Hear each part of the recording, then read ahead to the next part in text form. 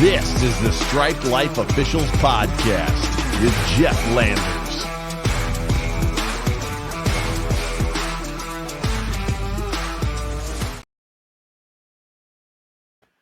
Hello and welcome into the Striped Life Officials Podcast. I am Jeff Landers. It's the first week of March when we're recording this, and I think the most common phrase in March, other than Aaron Go Bragh, happy St. Patrick's Day coming up to you, is I love playoff basketball. March Madness. Let the madness begin.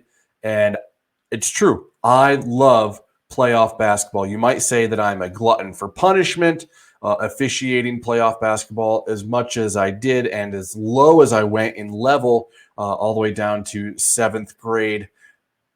A seventh grade boys district championship game is how far I went down just to be a part of playoff basketball. Did some varsity districts this past month in February, I should say. And I want to get to all of it. I want to review the plays and the situations, at least some of them from my past season, to just go over them, to tell you what I saw and what we got wrong, what we got right. Just to go over some plays. I did not write any rule references down for this particular episode. I usually do. And so I just want to go over some plays. But first, I love playoff basketball, even though we got chased off the court by a coach who lost in the first round of a district double elimination tournament. So he still had a game to play, but he was on his home court, lost the game. And as we're coming off, it was our mistake because on the sideline of the gym where the benches are, there's a door at either end that you could go out, and we just happened to be on the end of the losing team's side. We tried to go out that door. The coach was waiting for us between the gym court and the door, and he looked at our crew chief, the referee, and he goes, "You," tells him by name, "you had a great game." And then he looked at the other partner and I on a three-man crew. He goes, "You two were horrible." And we walked out the door. We thought about teeing him up post-game, but commissioner in our district says that's not his style, and he would not recommend doing it, talking to him after the game. But the two of us that got reprimanded by the coach, we were this close to teeing him up post-game. Referee says, well, you do that, and then you're probably going to end up ejecting him because he will have more words. So I love playoff basketball, even when you get chased off the court by a coach. About 2 months ago now, I emailed our commissioner and said, hey, what do I have to do to make state in 2024? That's next year. I have half a season left this year. I'm not going to let it go to waste. I want to use it. I want to get better. What do I have to do to get to state next year? Well, our commissioner, the assigner for the district, he is outgoing. He resigned without resigning before the season because he had to move out of state. And so he assigned all of our games from Texas. Never got a response from him in writing about what do I need to do to get better, to make state in 2024.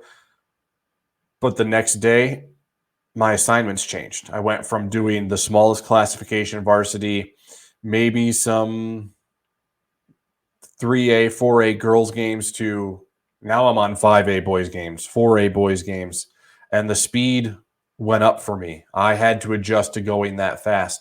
Absolutely, I had to adjust. But I told this story in a previous podcast about my friend, the baseball umpire, who reached out to his commissioner to try to get some varsity games, and they liked what they saw. And so I reached out to my commissioner in basketball, and my friend also does basketball. So it is our commissioner for basketball, and he gave us those games, gave me those games. He said, I trust you. I think you can do this. Here, go work on your skill just by assignments. So I'm definitely appreciative to you, and thank you for all of your hard work as you take off to the good state of Texas there, Commissioner. So assignments go up in speed, definitely. And before we get to the plays that we're going to go over, I definitely want you to email me at Striped Life Officials with any stories you may have, any comments, questions, any show topics you might have. There's the email right there for those of you watching on YouTube. It is stripedlifepod@gmail.com. And go ahead, hit that like and subscribe button on YouTube or wherever you may be listening to it. It definitely helps the algorithm if you like and subscribe and share the word.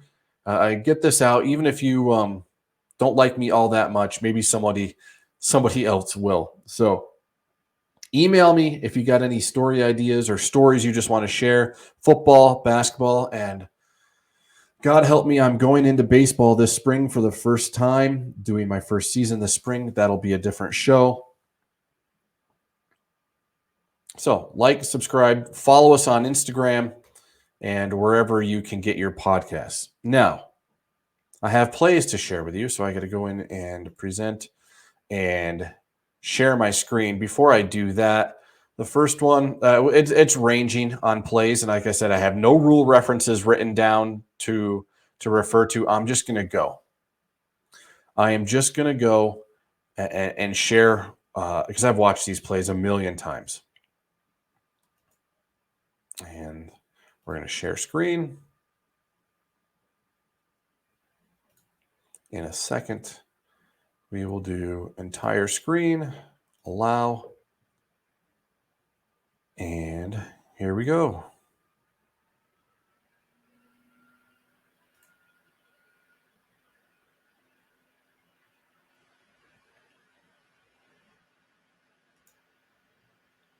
This first play, Jeff falls. It's just a little self-deprecation, a little self-deprecating humor. Here you go.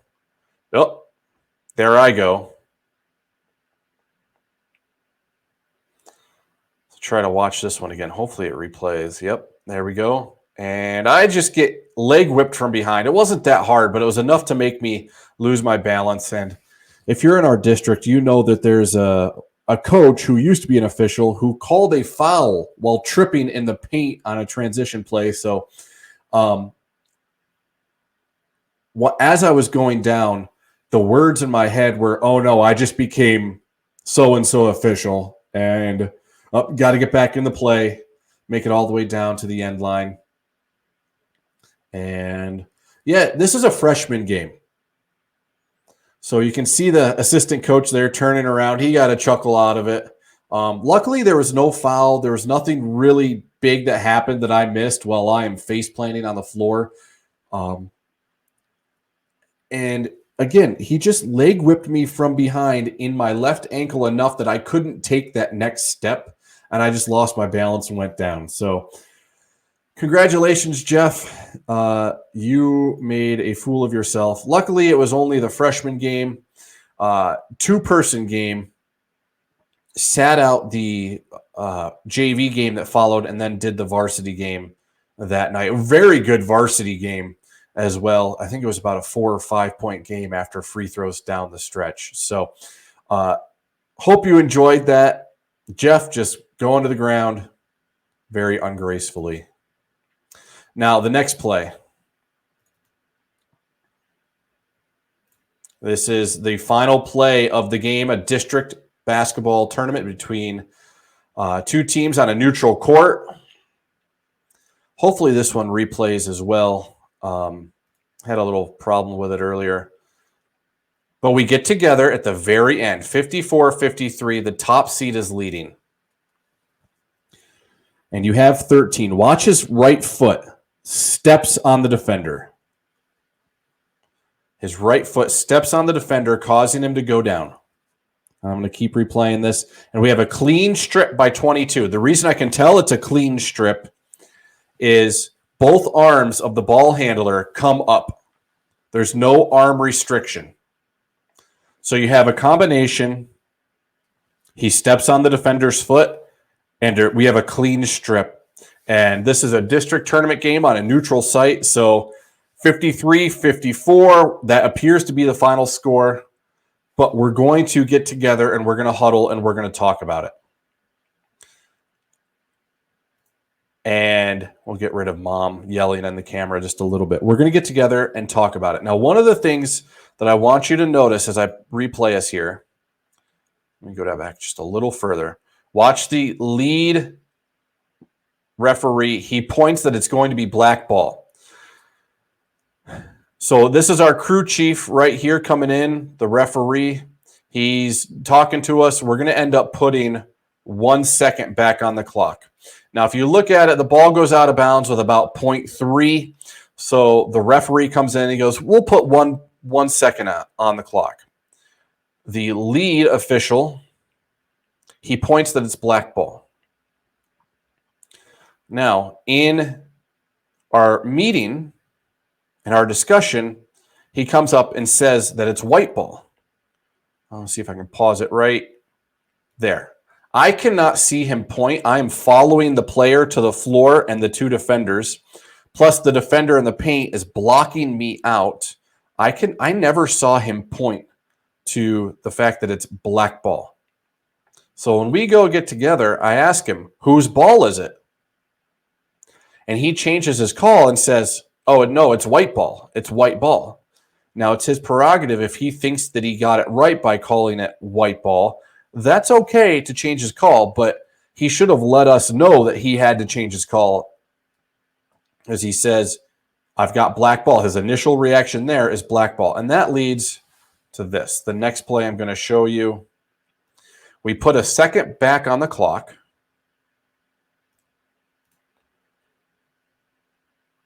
Get it full screen here. Full screen. 1 second back on the clock. And we give it to White. He gives it to white ball. Here we go. And White just ends the game. They flip it up, end the game. Watch the fan in the corner where the ball goes. As we're exiting the gym, he kicks that ball at us.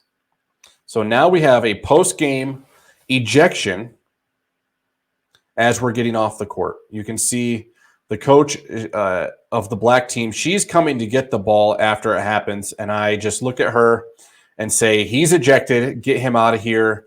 And then we have to file the appropriate paperwork and reports with our commissioner. So the lead official changed his call, never informed us that he changed his call. His initial reaction was that it's black ball. And I think game management-wise, if he were to tell us that it was going to be white ball, we would have just ended the game. We would have just let it go. The clock had run out. There's no need to put the ball back in play at that point. So I just think that, let's see here, if I can get myself back full screen, solo layout, there we go. Oh, come on. There we go. It's just being a little slow for me today.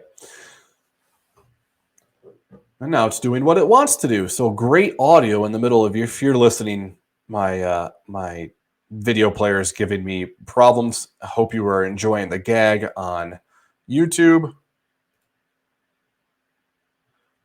So anyway, I wanted to come back full screen and just talk about that one a little bit. So game management wise, he changes his call to white. That's fine. If he thinks he got it right to go to white, he goes, I think it needs to be white ball. Well, then we wouldn't put a second back on the clock. Game's over. If we're going to put a second back on the clock, stick with the original call, put it back in play, give them the chance. I had no foul. I had a really good angle on the play. Again, the offensive player steps on the defensive player's foot, and we have a clean strip that causes the player to go to the ground. So that's one of the situations we got put into. And let's move on to play number 3.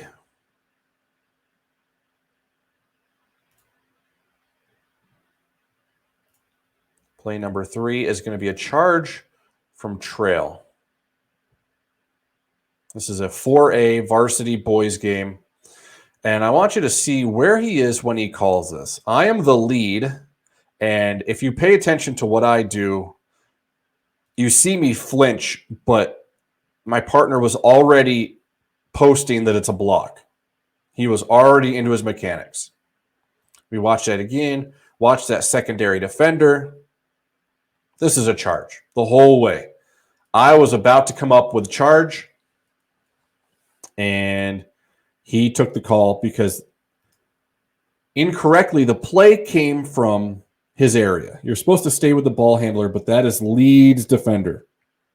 If you are trail or center, the secondary defender, you should have a secondary whistle.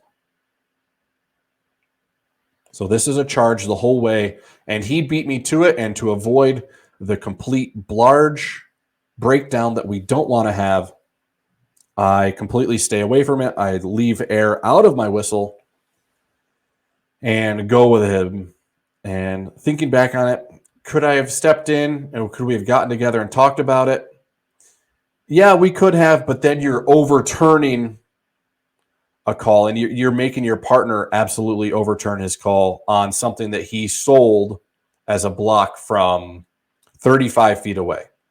So yes, he stayed with the ball handler correctly, but that secondary defender should come from lead.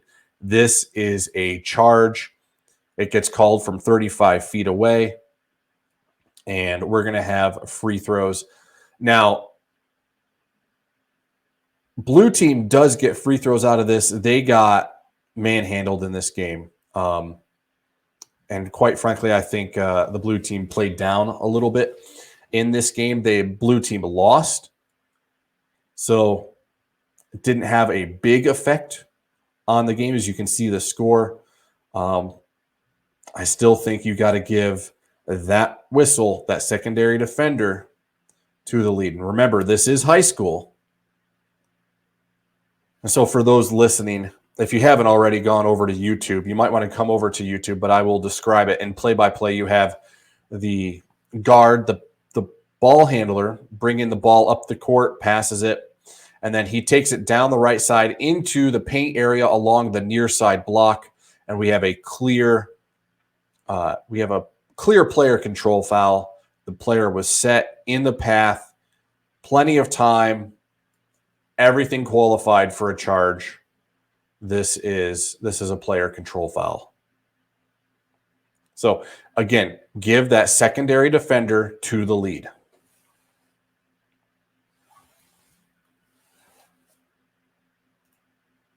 Next play, we are going to have a hard foul that the coach is going to ask for an intentional foul. Now, this one would not repeat for me, would not replay on YouTube or on my video player. So when you're watching on YouTube, I'm just going to try to stop it and replay it as much as I can without it automatically doing it. So we're going to watch that near side or the far side block right off the inbound. Gray 3 and red 2. Red 2 just rips through and takes gray 3 to the ground. That is a hard foul. And after I report, I'm going to let it play out here. After I report, I'm going to go to the coach. We're just inbounding there. We are not in the bonus at this point. I report, and you can see me backing up to the coach. Head coach will ask me over here as they're inbounding, why was that not an intentional foul? The ball was not inbounded yet. Well, we go back and we watch it. Ball was certainly inbounded and in play when we inbounded, or when the foul occurred, excuse me. So no intentional foul for a hard foul while the ball was at the disposal. And I could listen to arguments for upgrading this to being an intentional foul. Absolutely would listen to an argument if you want to make it.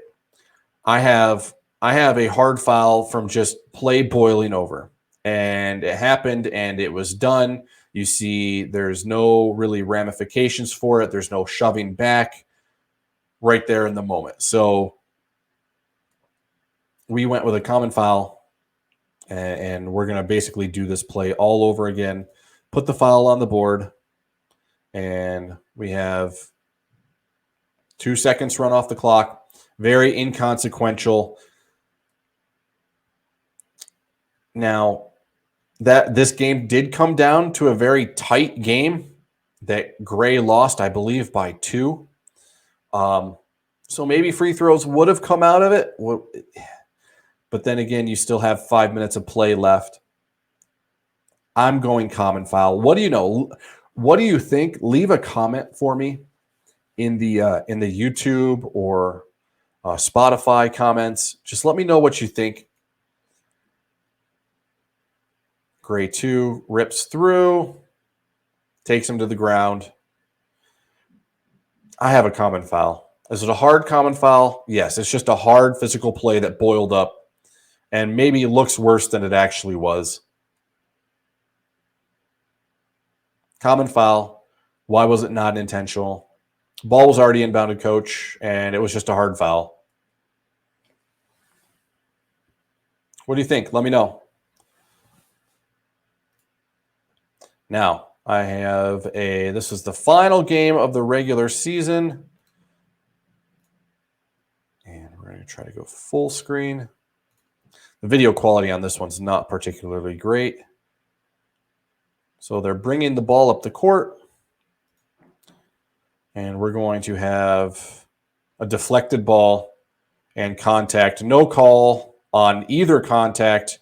And we're going out of bounds. White last touched it. I really felt if I could slow it down, if I had a better video playback system, I would slow it down. I feel like White made the initial contact on Black, right with his right shoulder right there. You see Black goes to the ground, White goes to the ground. White touched it last. This was attempted to be the final play of the first quarter. They wanted to get just one shot off. What do you think? I have a no call on this because you have two players going for the ball. There's going to be contact. I think White made contact first. So if you wanted to put a foul on it, I wouldn't put a foul on Black in this instance. I don't think so. So instead of putting a foul on White, White touched it last. We're going to give the ball to Black. Do you have a legal screen there? What do you think on the screen? Leave me a comment. He's entitled to that position on the court, would be my estimation. Why we did not call that. He was standing still. Time and distance are a factor when you're screening a player outside of his visual. So that's not a foul on Black for running through and making contact because he cannot see it. And God bless these student announcers. I have a clip on my phone that I transported or that I had gotten off the broadcast. The home team is leading by 13 late in the fourth quarter, and the student broadcaster for the home team says, these fans have been frustrated with the officials all game long, and the gym is pretty much quiet. So as someone who came out of the broadcasting world, and who has been there, I just got a chuckle out of it because the gym is quiet. The home team is leading by 13 late in the fourth. And he just makes the offhanded comment that they have been frustrated all game with us. So what do you think on this one? I have a no call. Did I get it right? Am I a complete moron who got it wrong? Let me know in the comments section. You can also email me at stripedlifepod@gmail.com. So those are my plays, and that's what I've got going on for this one. I hope you have enjoyed it. Like I said, I'm a glutton for postseason basketball. March Madness will be tipping off really soon. I cannot wait for it all to begin. Our state tournament just ended this past weekend here in the Gem State with, and I went through and looked at who played in the state championship, who played in the third place game. And I had just about every team from our side of the state who made it there. Now, again, Idaho, very, how do I say this?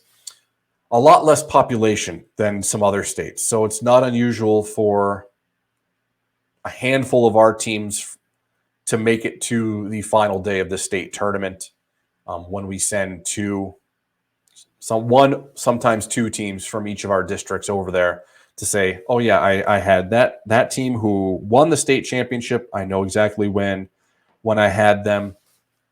So it really does feel good to look back on your assignments and say, hey, I had that team and they went on to win the state championship. Now, there's not a lot of correlation, but it helps you remember that when you're in the thick of the things in the middle of the season, that you should definitely know that each game has ramifications toward outcomes. Now, before I leave you, I do want to leave you with a quote. I have not done a quote on a few of my past episodes, but like I said, I'm going to do baseball for the first time this spring. Got my mask for the very first time last night. I bought it cheaply off one of our veteran umpires. And so I was trying to think about quotes of doing things for the first time and showing that confidence. Here we go. There you go. You're never a loser until you quit trying. Mike Ditka. And trying things for the first time, it's kind of been a theme of my life. I played ice hockey in college for the very first time after playing high school basketball. Did not know a thing about skating and had to learn to skate and play ice hockey against basically 20-year-olds who had been doing it their entire lives. So you're never a loser until you quit trying. Stick the hard things through. And if you're trying new things for the first time, see it through as always. And remember to like and subscribe and follow us on Instagram at Stripedlifeofficials. Hit that share button for me if you would. And you guys have a fantastic postseason if you're still out there officiating basketball. And if you're moving into spring sports, get those rule books out and have a great day.